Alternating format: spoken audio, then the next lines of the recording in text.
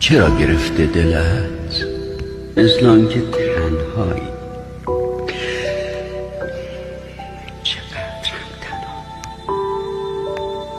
خیال میکنم دوچار آن رگ پنهان رنگ ها هستی. دوچار یعنی عاشق. و فکر کن که چه تنهاست اگر که ماهی کوچک دوچار آبی دریای بیکران باشد. وقتی که دور از همگان بخواهی خواب عزیزت را برای آینه تعبیر کنی، معلوم است که سکوت علامت آرامش نیست.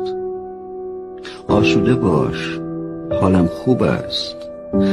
فقط در حیرتم که از چه هوایی رفتن به جای دور هی دل بیقرارم را پیهان پرنده میخواد.